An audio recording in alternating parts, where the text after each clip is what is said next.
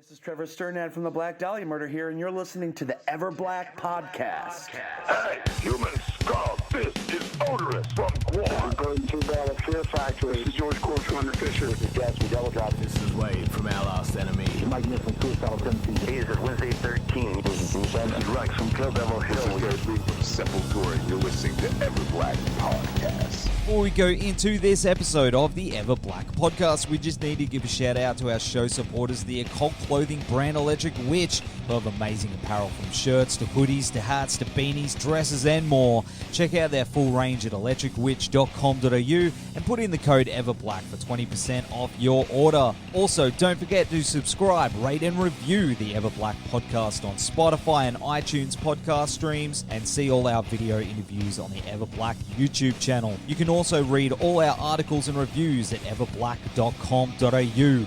All right, on with the show. Bitty boy. Yeah, I know. Look at that. So, Ryan from Shatter Brain, how are you going? Yeah, you know, man. Joining Just us. Well, thanks for having me, man. It's been a little while since I saw you. It has been a little while. 9 months or something, maybe around about. I don't know, man. Before the apocalypse, but I'm trying to open this. It was just at the start of the apocalypse, I reckon. Yeah. Yeah. Well, here's to you, brother. Look at this. Cheers, mate. We were just talking about beers before. This is the full chop. Full chopped from Bearded Dragon. That's what I'm having tonight. This is the hazy IPA. We better be getting bloody sponsored by Pirate Life and Bearded Dragon. Well, tell you what, this is one of my favorite drops, mate. To be honest, that's no shit. And the whole look at this, the whole you got one of those old school. the whole thing comes off. You know, fun fact, that's illegal in South Australia. What? Why? Yeah, I don't know why. And the bass player from Shatter Brain, Patrick Callahan, would be better positioned to tell you why. But for some reason, that is illegal. And that's why we don't have any of those in South Australia. The fun police. Yeah, exactly. Well, we can have, up to 5 marijuana plants, but we can't have beers that open properly. The crazy fucked up world we are in. But of course, the good news is, it's been a long time coming, brother, but Shatter Brain are finally making your way up to Queensland for a couple of shows this week with Idle Ruin in support of your album Pitchfork Justice, which I've been cranking that whole before the apocalypse and beyond. And you've already done a couple of sold out shows. Yeah, so we finally got to, I guess, celebrate the release of the album, not Friday gone, the Friday before in Adelaide, with Hidden Intent and Dead Sun. We played a sold-out show at the Line Arts. I mean, it was reduced capacity, but, you wouldn't know it. Like, the people that were there were just going nuts. It was, honestly, it was probably one of the best Adelaide shows I've ever played. And, everyone was just in a good mood. Everyone was hanging out, buying merch, buying beers, and all the bands were crazy. So that was awesome. And then we jet set it off first thing the next morning to Melbourne, and then drove down to Frankston. I didn't realize how far away Frankston is from Melbourne, but it turns out it's about a $200 cab ride. But we rocked up, and it was like the coolest. It was like something out of the 90s. It was like a bunch of like late teens sitting around watching bloody metal and punk, and it was so cool. It was Flipping the Bird Festival. It's one of the coolest things I've ever seen, and that was sold out as well. We were 300, 400 kids there, and that went down awesome. And then we kind of managed to wake ourselves up enough to get into Melbourne the next day to play an afternoon show at the Bendigo, which was sick as well. It was just a great way to cap off an awesome weekend. How's it feel? So, yeah, man, we can't complain. Yeah, well, it's just, as per normal. Just about. How's it feel to be, finally get the chance to tour and promote this album that you've had out for a while? It must be a massive relief that you can finally get it out there physically and promote it, Well, I mean, honestly, man, I was a little bit anxious about, before COVID, I think the longest I'd gone without playing a show for about 10, 11 years was about 2 or 3 weeks. And so like having, that much time not playing shows, I didn't know, I couldn't remember what it was like, to be honest. But as soon as we got stuck in on that Adelaide show, it was just like, oh yeah, this is back to normal. And it's just awesome. We've got a new fella in the band, who's actually one of my oldest friends, Greg from Alkira. So he's on guitar now. And so I've known him forever. We've done a lot of touring together, and he's just slipped straight in. He gets the whole touring thing, and he's like a laugh a second. So having him and people like Pat and Tom and Dee in the band, it's just such a good vibe. And so, yeah, even when you're waking up ridiculously hungover with no sleep and you got to go catch a cab for an hour back into Melbourne, it's still super entertaining. I haven't laughed so hard as I did the other weekend. It's been good times so far. That's awesome, dude. That's so good. I do like that it's called the Trina Tour in 2021 tour. Well, we wanted to have that out, like if it doesn't happen, like, well, we were trying, Right, what more could we do? That's it, eh? But hey, man, I mean, we've been trying for fucking a year, so like it's finally happening. It's like the 4th time this tour has been scheduled. So, has it been tricky to sort of keep it rolling down there in general, where you guys are, like, over that time? Like the shows or just the band in general, man? Like, has it been a big challenge? Well, it was particularly challenging because we put in a whole lot of effort to do the album, and then everything just went to shit just as it was finally about to come out. We also lost a member, and so we didn't really know what was going on. But myself and particularly Matt DeSisto, the guitarist, we just started writing. So we've been writing. We wrote all through COVID. Recorded 2 new things during COVID. And so we've already got plenty of things in the works for when we get back. But that was pretty much the only thing we knew to do, was just write. We've been trying to keep our internet presence going as much as we can, doing some little videos here and there, and putting some new things out. But yeah, that was about it. And it was just hard to know when to come back, really, because Adelaide's been particularly brutal on live music venues for no reason. Like, it's just ridiculous. And so, shows would come back, and then there'd be another little outbreak, and then shows would go away for 6 weeks. And so our original album launch got canned after our original tour, which never got announced, got canned. And so it's just been, just trying to persevere and just, keeping the spirits high and the mentality right. And just so that when this all does go back to normal, we can reap the rewards. And yeah, like I said, the other weekend couldn't have been a better way to actually get back into doing it. It's awesome that you guys are finally getting that chance, though. I mean, it's been a really tough slog for a lot of guys down your way. Were you even able to jam at consistently? Well, I mean, not really. And we were kind of like, what's the point if we don't know what's going to happen? Yeah. So we did a lot of, like, myself and DeSisto did a lot of just like, 2 people in a big room jamming, writing stuff, doing a lot of sharing ideas via GoPro, a lot of recording little ideas, a lot of mouth riffs, sending those back and forth. And so that was the way we kind of kept the things going. But we've been all right in South Australia. It hasn't been as bad as, we haven't had the full lockdowns like they've had or not to the extent that they've had in places like Victoria. So we can't complain. We can't complain too much. And of course, Pitchfork.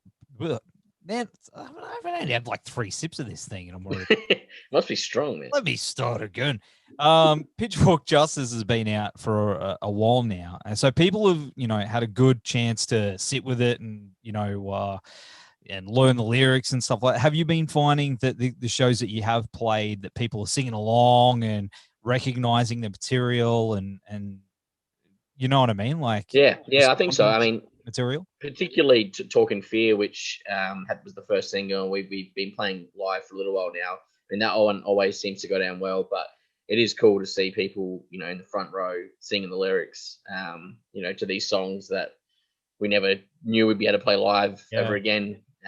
So yeah, we've been playing Talking Fear, Pitchfork Justice, the title track, which was another one that we'd kind of road tested a bit. But I think the one that surprised us the most is we've been playing track 4 off the album Choosing Beggars, which we just released, or we released a couple of months ago, released an animated video for. And when we were writing it, we kind of thought, oh, this might just be an album song. Don't know how it would go down live. It's pretty different for us, but we decided to chuck it in the set, and people seem to be loving it. Like, you know, I think it's a good sign when you go through your Instagram stories after the show and every single song that you're tagged in is the same one. It's that same song that they've decided to pull their phone out and be like, oh, this is sick. So, and that was, you know, that's what we found with Choosing Beggars, and you know, people singing about the lyrics and just getting into it. So, yeah, I mean, the response to the album songs has been great. We're just loving playing them live. They're like, they've just got such a great energy about them. And did you find that over that time that you got a lot of support from people like buying the album and merch and helping keep things rolling behind the scenes to help you obviously put back into the band to stay creative over that time? Yeah, I mean, I don't know if it's hard to decouple things, I guess, but you know, I don't know if it's all the pre-work that Shatter Brain had done or whether it was having the label support behind us, but I've never done so many pre-sales and internet sales on any release I've put out in my previous bands or even within Shatter Brain. So, you know, we've already sold out of one of our 2 album shirt designs, and we're running very low on sizes for the other ones. And on the Adelaide launch show, we sold so much merch. It was just constantly going, which, you know, I've rarely experienced before. So yeah, just really appreciate everyone that's you know, dug deep and supported us, because yeah, it's hard to sell things when you're not touring regularly, and you know, even just that one shirt or that one stubby holder online or at a local show makes a lot of difference. And that hat is, I saw that in Instagram, the idiot hat. That is fucking incredible. Does it spin? They sold out. What? I was going to say, you're bringing some up. Look at that. Look at that. Woo! Look at that. I had to nick one for myself. You know, this is, we're gonna keep people wanting them, and then we'll just do a limited run and hopefully sell 1 million of them. Man, it's so good. It's huge shout out. This was Tom's brainchild. He just threw it up in one band meeting, and we were like, yeah, man, do it. And they've been sitting there for ages. We haven't had a show. We didn't want to put them online. We wanted them to be like a little special thing. And finally it happened, and yeah, they sold like hotcakes. It's kind of like the new. Remember when we had bands there was this good period of time where bands were selling women's panties with their band logo on, and the dudes would buy it more than the girls because they just wanted to wear it in the head, and the beard. Did you find that, like, at the shows, like, dudes were in the pit, like yeah, they were loving it. You know, I was wearing this hat all around our Melbourne shows, and unfortunately, it was, you know, mostly blokes that were playing with it. I was kind of hoping to get a few female attention from them, but you know, no, it was cool. It was a good point of conversation, and yeah, they seem to have done well. So we're gonna have to do another run soon, I think. Man, hands down. Put me down. I was hoping you'd be bringing one up so I'd be able to buy one. And, well, we'll try and see if we can find a few cheeky ones to bring up with us. Oh, come on, mate. You got to do it. Yeah, that'd be awesome. I've heard a rumor that there might be 1 or 2 available over the Queensland shows. So put one aside for you. That'd be awesome. Well, of course, you're playing a couple of shows with one of our own, Idle Ruin, and they've just released a great EP. I'm looking forward. I haven't seen them live yet. That's going to be sick. Yeah. I mean, I've known Liam for a long time.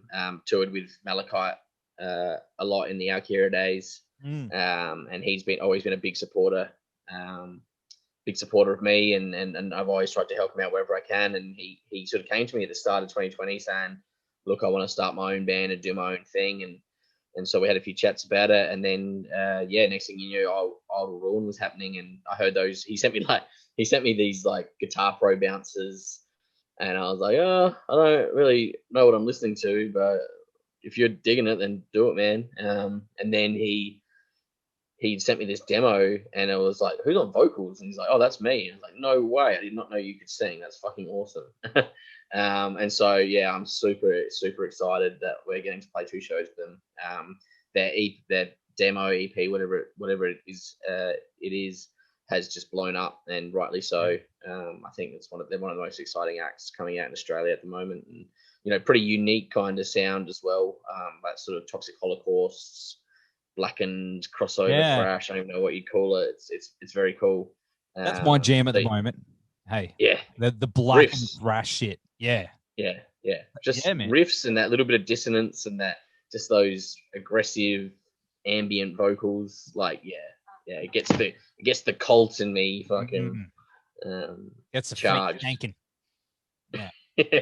But shout out to Liam. See you on the weekend.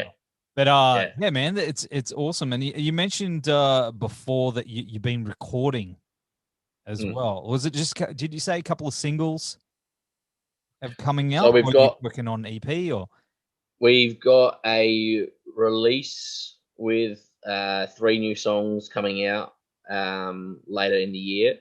I can't say too much about it because some of the finer details haven't been worked out, but that's going to be pretty exciting. It's with one of Australia's other up and coming bands, and it's a split vinyl release.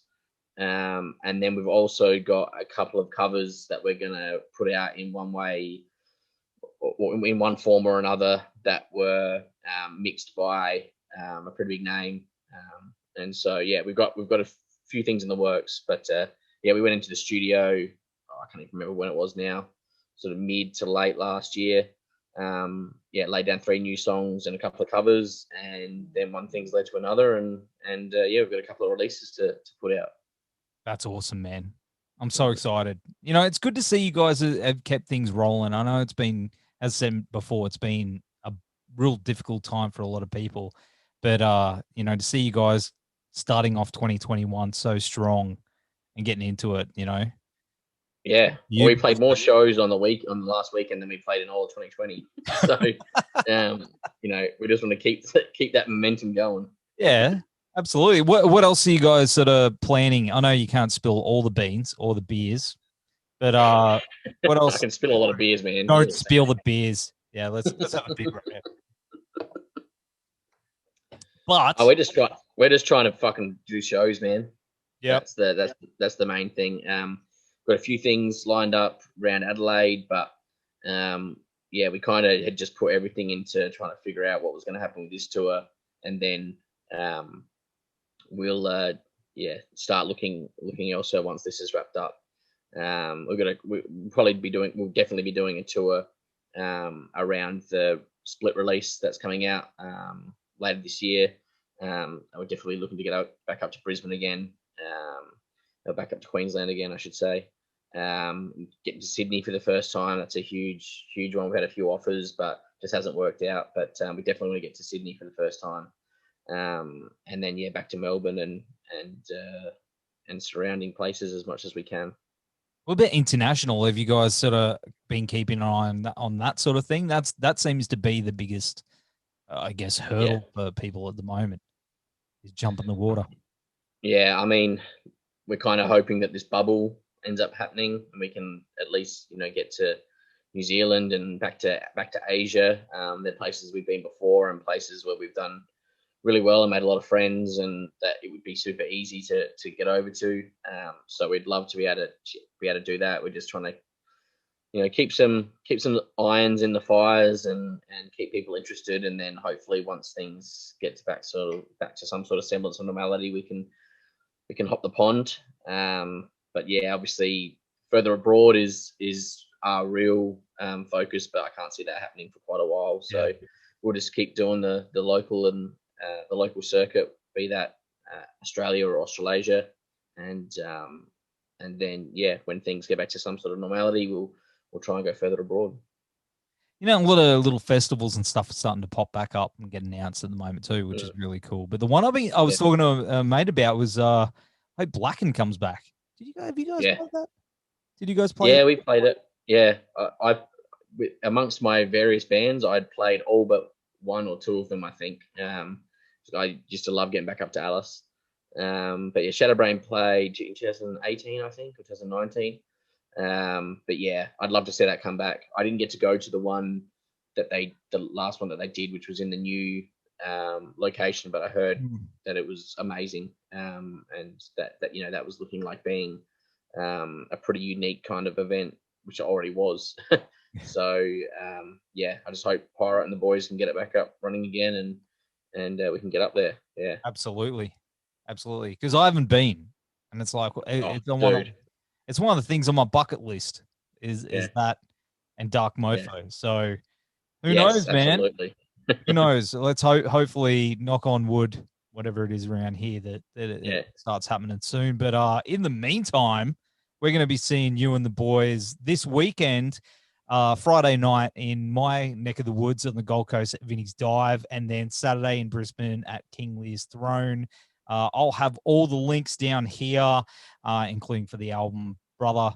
It's been awesome having a beer with you. Find the camera. There we go. Yeah. There we go. We're not fishing for sponsors, but get this man get this Pirate Life. Get this guy some free beers. Hey man, there's going to be lots of beers this weekend. That's for sure. Oh hell yeah! Yeah, cheers, man. Thanks for your support as well. It's much appreciated. You're a legend. Thanks, man.